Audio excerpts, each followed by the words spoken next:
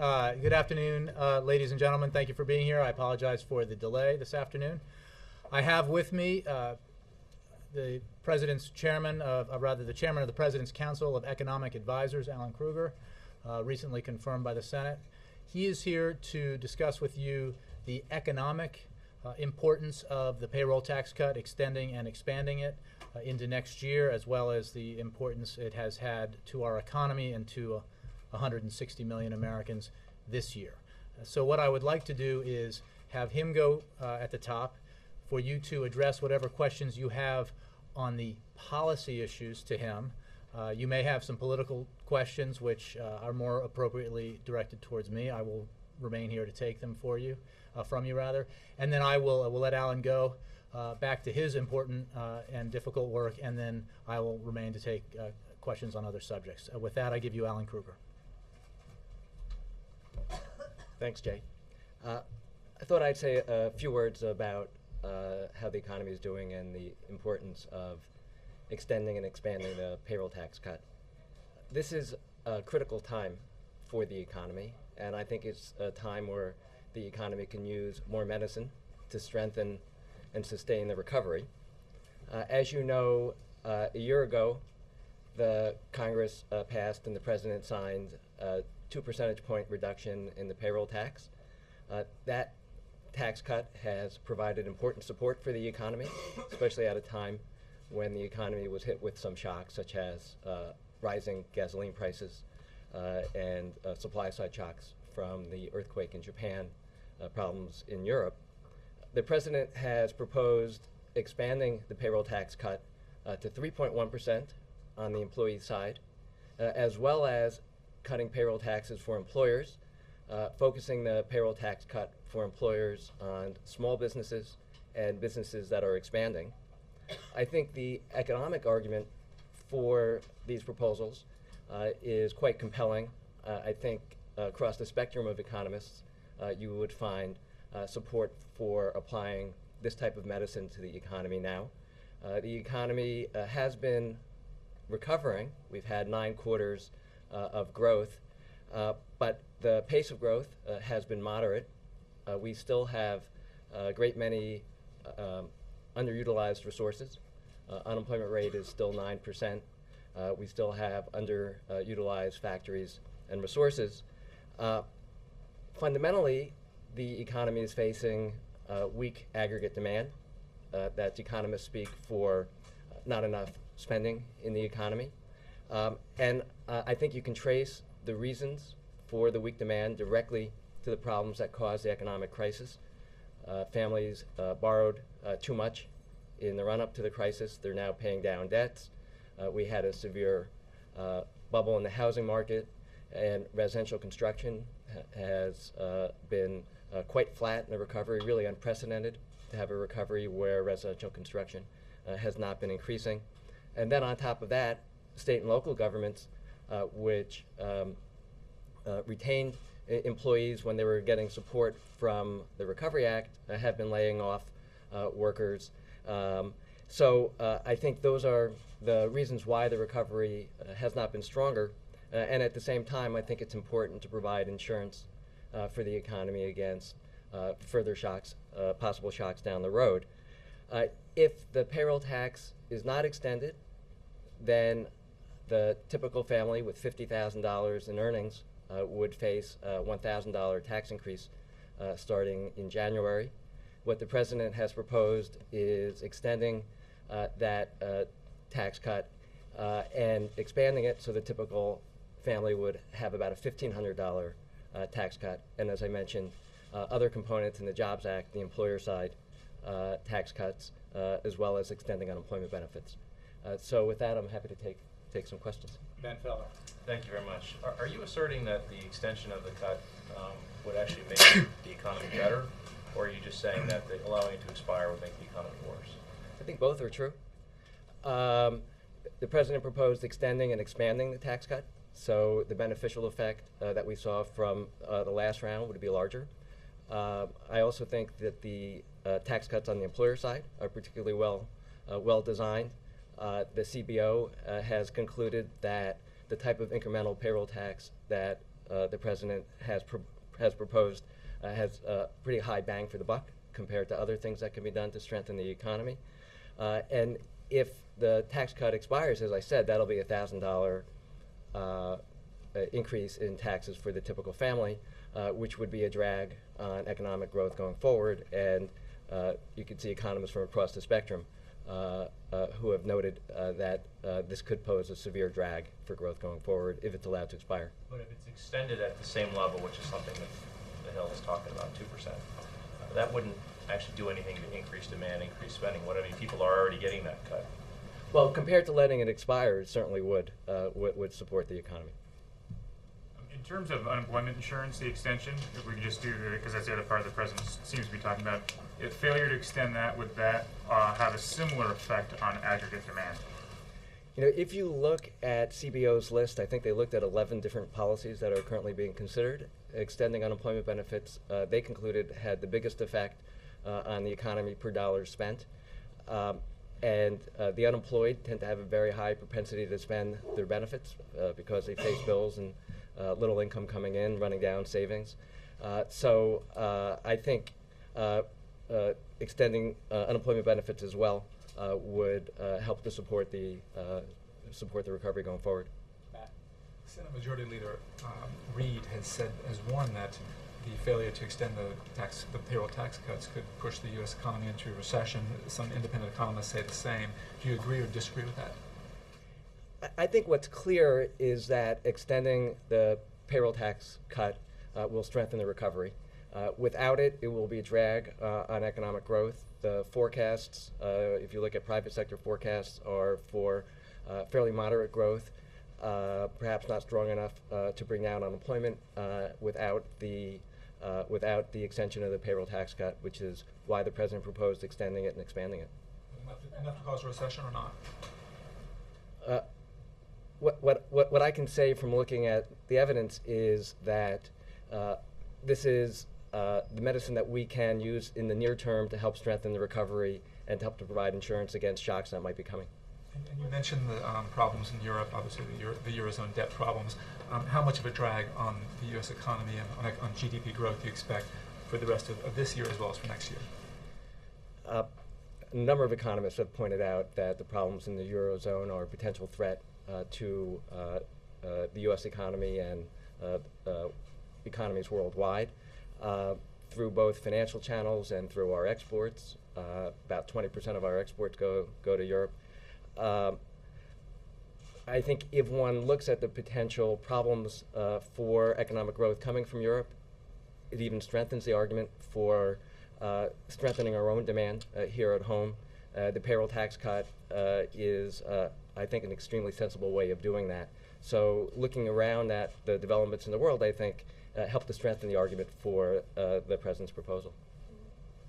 James, given that the payroll tax goes to the Social Security Trust Fund, are you not concerned at all, A, that this will have an effect possibly on solvency of the Social Security Trust Fund, and also B, why do this every year? What you're calling for, what the president's calling for, the tax increase will just be delayed until January 2013. Why not just do a whole structural change so we don't have to have this same conversation every year? Well, on your first question, I don't think this jeopardizes the Social Security Trust Fund or the solvency of Social Security. The trust fund is made whole by general revenues. The Social Security chief actuary has stated that this does not affect the solvency of Social Security. Moreover, the president proposed a way to pay for the extension and expansion of the payroll tax cut as well as the other components of the American Jobs Act. So over the 10-year period, the budget would be held neutral with respect to these cuts. On the second question, looking at the pace of the recovery, looking at the threats that we face today, I think it's critical that we extend the payroll tax cut and expand it. Down the road, we expect that the economy will be stronger and that the natural process of recovery takes over. January 2013, you expect? Let me just say that the recovery has been more sluggish than one might expect coming out of a recession because of the nature of the problems that created the crisis, because consumers built up so much debt that they're working their way down because of problems in the housing market. We're seeing the economy heal. It's just not healing fast enough. So these measures would help to sustain the recovery, and down the road, such measures wouldn't be necessary. Can I just do a quick follow-up? I'm sorry. It seems the language that many in the White House and the administration are using about whether or not the payroll tax cut extension would be paid for is shifting a little bit in terms of how important it is that the pay for is actually passed in combination with the extension. Would the president sign legislation that extended the payroll tax cut if it weren't paid for? The president proposed a way to do this and a way to pay for it. The Senate Democrats came up with an alternative way to pay for it, which the president has said that he could support. I think both of those approaches are sensible approaches, and I think what we need to do is look for a way to extend the proposal, extend the tax cut, which makes economic sense. All right, Amara. Curious, the Joint Tax Committee has said that about a third of small businesses would be taxed additionally if you have to pay for the tax, as the so-called millionaires tax. Wouldn't that be hurtful to the economy, that pay for, in terms of it hurt small businesses in that way by taxing them additionally to pay for this? The tax on incomes above $1 million a year, I think, would hit very few small businesses. The vast majority, one figure I saw was 99% of individuals with small business income would not be affected by this. So the vast majority of employers would be unaffected by what was proposed to pay for the payroll tax extension. Mara. Mitch McConnell has said that you're proposing to put a permanent tax on millionaires in exchange for this temporary tax cut. What would be the effect of the surtax on millionaires, the economic effect? Well, the way to analyze economic effect is to say, when does the tax cut take effect? When does the tax increase to pay for it take effect? Those are not at the same time. The tax cut would be immediate. It would be for virtually all working families, focused on families with moderate incomes. So then look at what's the marginal propensity to spend out of income for the different groups that are affected by the tax cut and the way that it's paid for. The families that would be affected by the tax cut tend to have a higher marginal propensity to spend, which would provide more support for the economy right away. Those in upper income groups with incomes above $1 million a year tend to have a lower marginal propensity to consume. So I think if you're thinking about how is this going to affect the economy in the short run and the long run, this is the right fiscal path for strengthening the economy now and ensuring that it's done in a fiscally responsible way.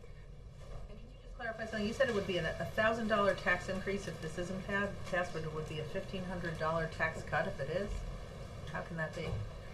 The question is what baseline do you use? So if you compare the status quo, if the payroll tax cut is not extended, that would mean starting in January an increase in payroll taxes for virtually all workers of 2%. For a family earning $1,000, earning $50,000, that equates to a $1,000 tax increase. What the president has proposed is extending and expanding the payroll tax cut, so the 3.1% compared to if it's allowed to expire. Let's do Ed and Laura. And just ask, President wants to extend unemployment benefits. You did a study a few months ago suggesting the longer people are out of work, the less time they end up spending looking for work. So how does that square with trying to give people more benefits and stay unemployed longer? And I hope you've read the study. That's all right. But it was written about extensively.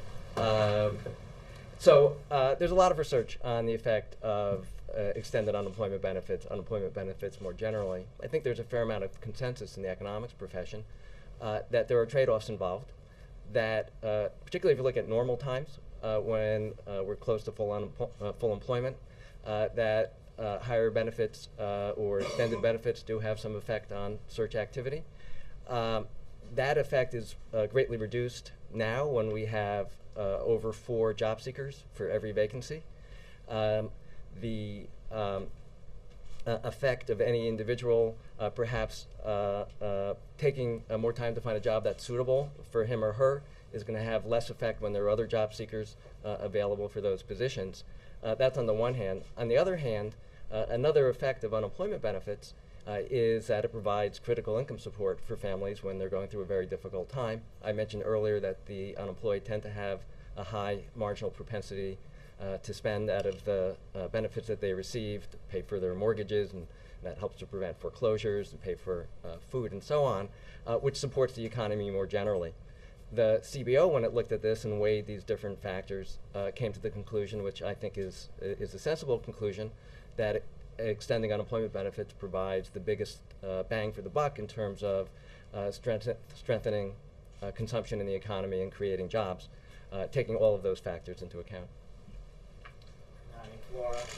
Thank you. I want to follow up on Jake's question, which was whether the White House would accept a payroll tax cut or the UI extension without it being paid for. You mentioned that the president had a proposal and that the Senate Democrats have a proposal and that they're both make sense. But I think what I'd like to know is whether it would be okay to do it without either one of those, and just would that be one acceptable outcome given the economics involved?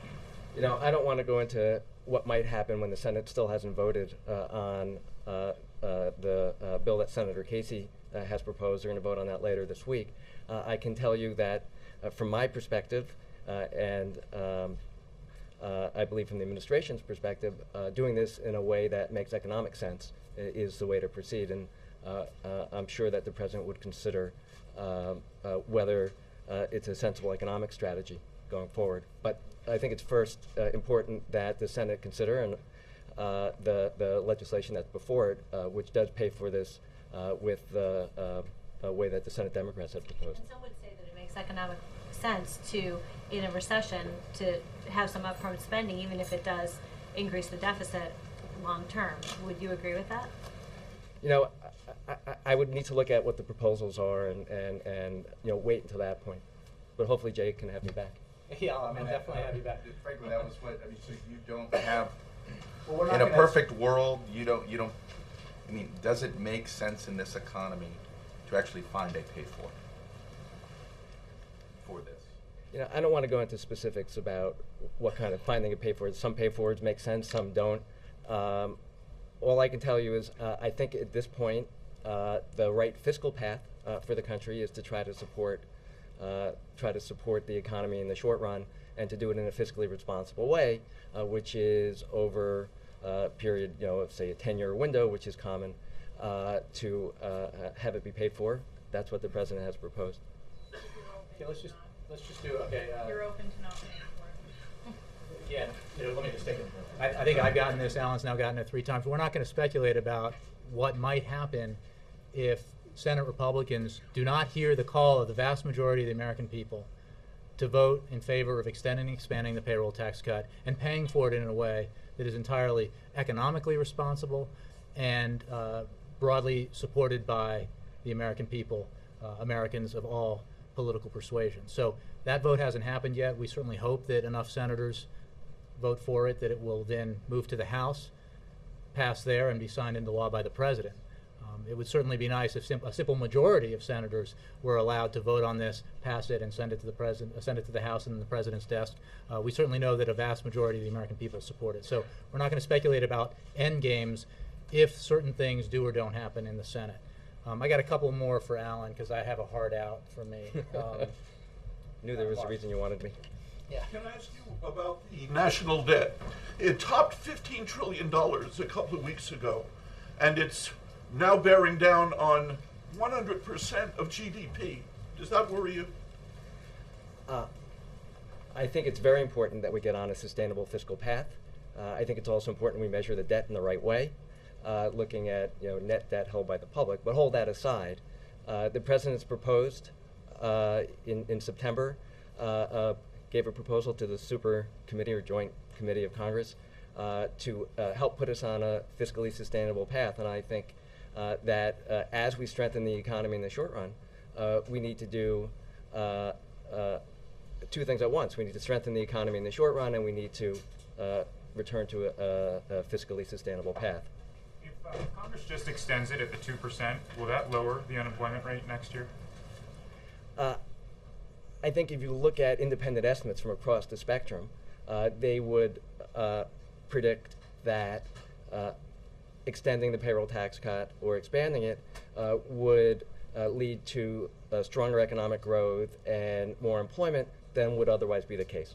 But just the extension, just at 2%, that would lower the unemployment rate. I think that would create more jobs compared to the situation if it's not extended. What would that do to the actual rate? I'm sorry.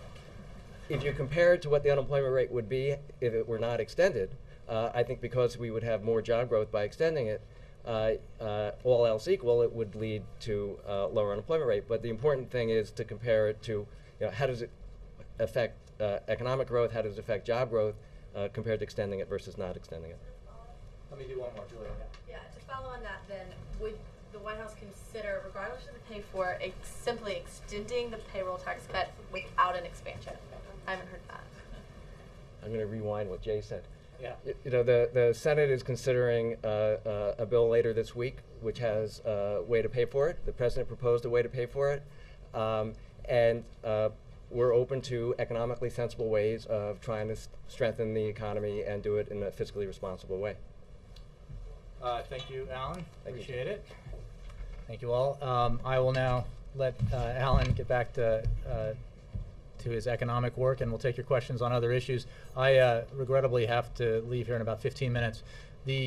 Before I take questions, I just wanted to note, as I'm sure all of you saw, that the Vice President landed in Baghdad earlier today on a visit, I think his 8th as Vice President, and an even higher number since he was a senator, or in the last 8 or 10 years.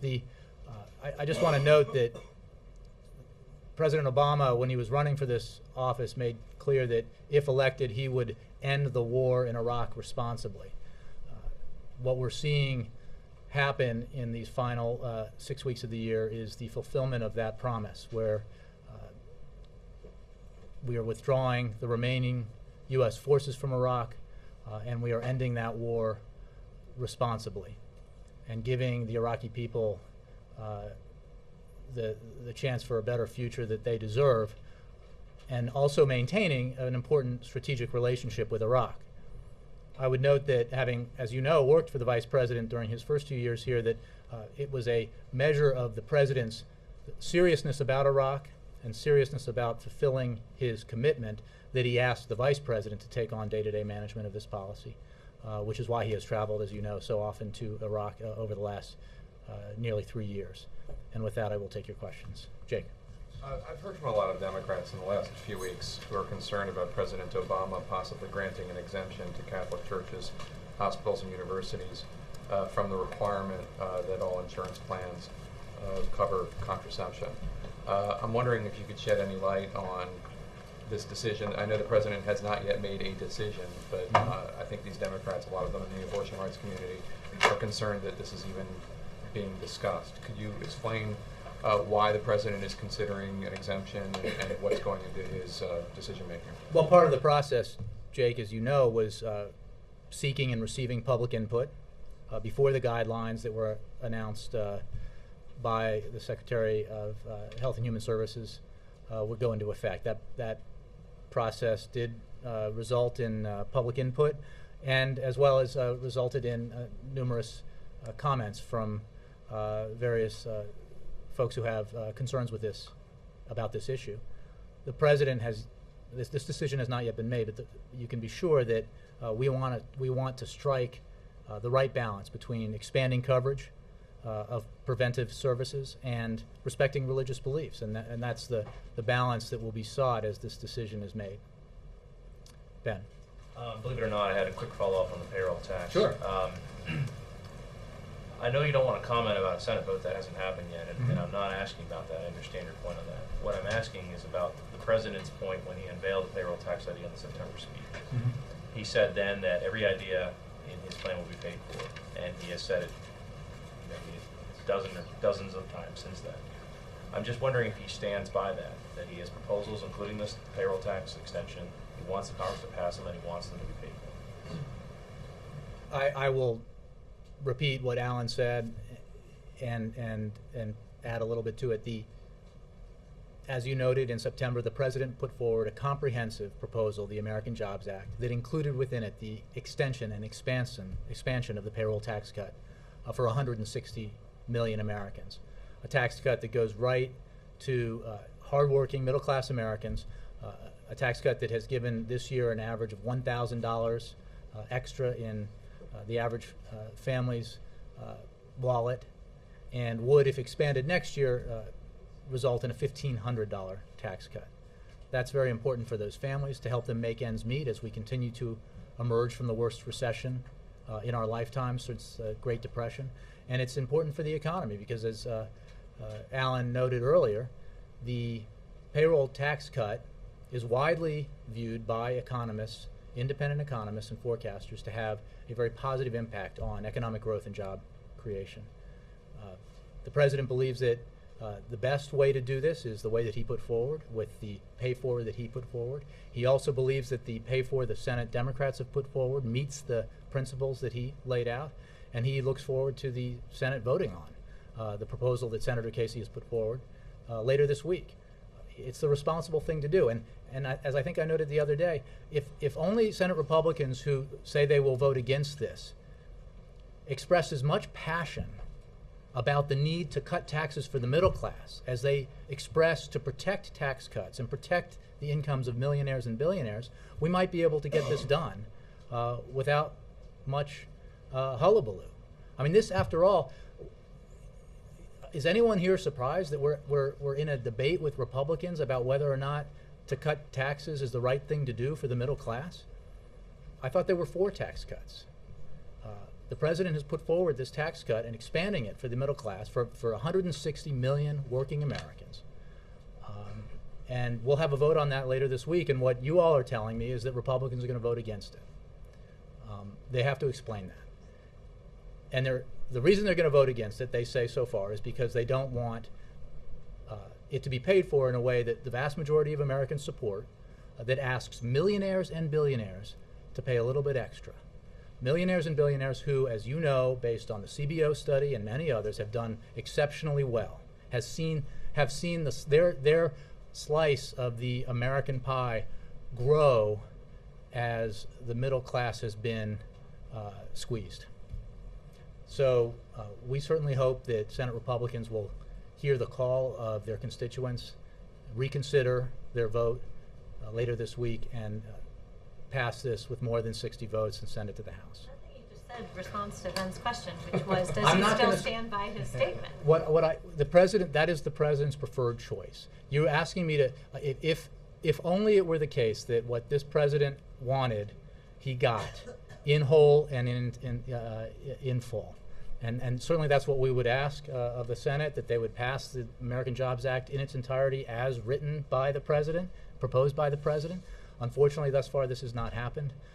We have had one modest but important success working with the Congress on one element of the Jobs Act, and that was the assistance to veterans, to hiring veterans. We hope that Congress will act on the payroll tax cut and expansion. I'm not going to speculate about what Congress might do, and as Alan said, what pay-fors they might come up with if they vote this down, this very responsible provision or proposal that will come forward in the Senate later this week. Ed? You can't say whether the President would sign a bill that is. I'm not going to. We don't know what the end game is yet, and there is no value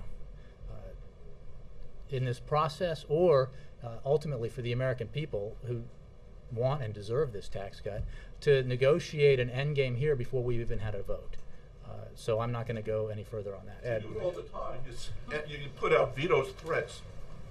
Well, I don't have a bill. The bill that Ben is talking about and others have now asked on a variety of occasions, a hypothetical bill that puts forward either an extension or an expansion of the payroll does not yet exist. We put out SAPs when there are bills to put out SAPs on. The idea of rolling back the There is a semester. bill on in the Senate that will be voted on later this week, and we fully support that bill. Ed? I want to make sure before we lose you, we get you reacting to Iran. The UN Security Council condemned the fact that the government there did not help secure the British diplomatic offices. I wonder if you could react to that, but also, has the president instructed any U.S. personnel to do anything with U.S. embassies around the world and other hot spots? Is there any concern about U.S. embassies around the world?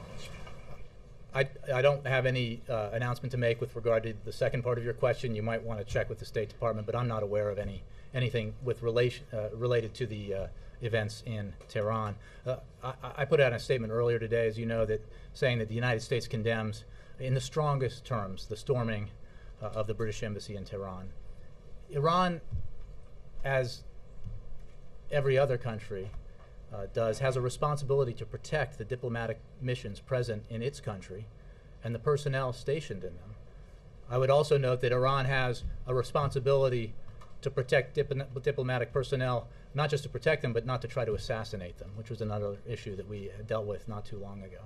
So Iran's behavior outside of international norms is well established, and this is another item in the catalog of particular transgressions that the Iranian regime has perpetrated over the months and years, and we strongly condemn it. Very quick follow-up. You note the storming of the diplomatic offices, the embassy, but also the attempted assassination of the Saudi ambassador.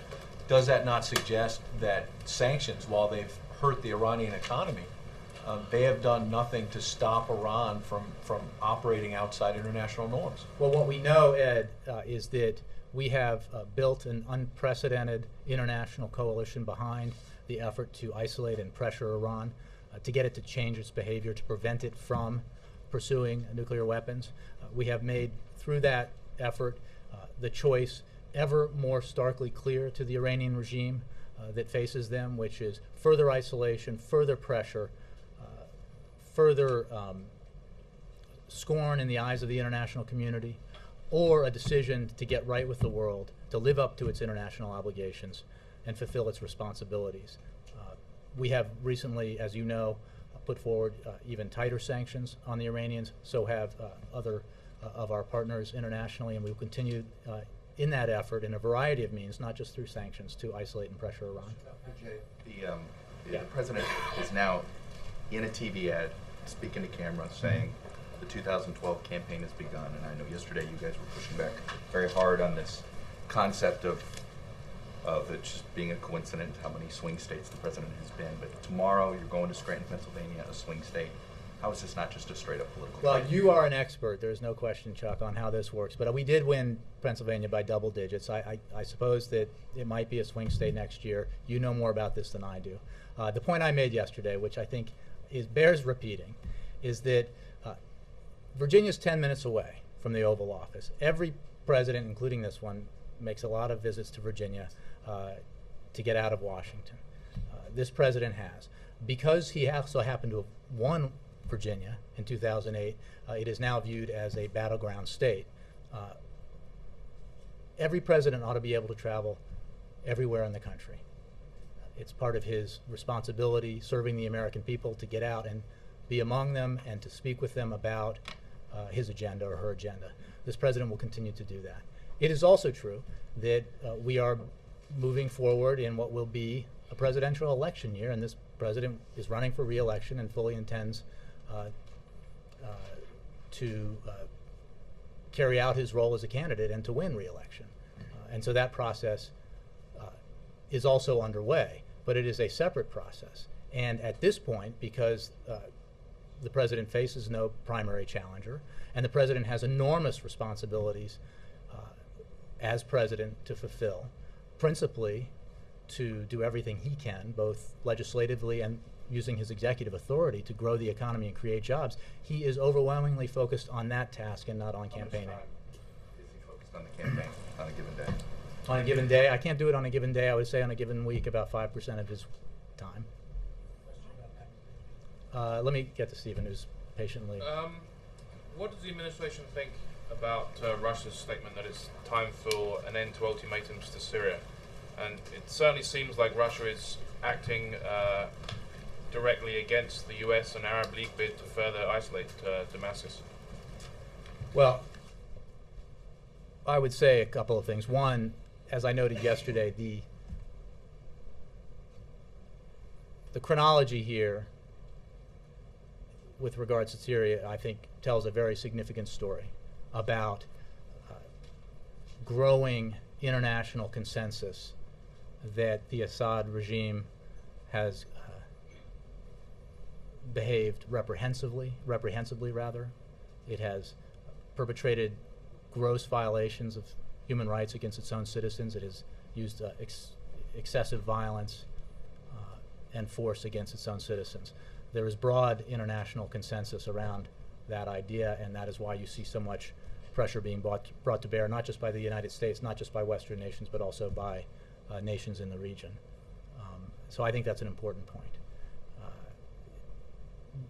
We have an important and relationship with Russia that encompasses a lot of issues. We don't agree with Russia on every issue, but we certainly have agreed on many and have made significant progress as a result of the agreement that we do have. Is there any concern that in recent weeks Russia's become, perhaps since the transfer of power was kind of mooted, it seems to become a little bit more hawkish on the international stage? Well, I would simply stand back and take note of the fact, with regard to Iran, subject we were just discussing, that in the bilateral meetings the president had with President Medvedev,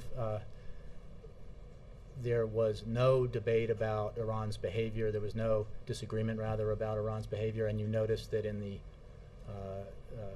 wake of that, when there was a vote at the IAEA Board of Governors, that there was a great sweeping consensus in support of that vote. I think that, again, we have an important relationship with Russia. We have a number of issues that we agree on, and obviously we don't agree on everything. John Christopher, the last one. Yeah. Yes. Does the decision from Pakistan to skip the Afghan conference in Bonn, Germany on December 5th trigger any concerns from this White House that Pakistan is withdrawing from all international efforts to stabilize the region of Afghanistan before and after the troop withdrawal on 2014? Well, I appreciate the question. We certainly urge Pakistan to participate in this conference. It's very important for the future of Afghanistan. Pakistan obviously will play an important role in the future of Afghanistan, and we urge them to participate in the conference. Thank you.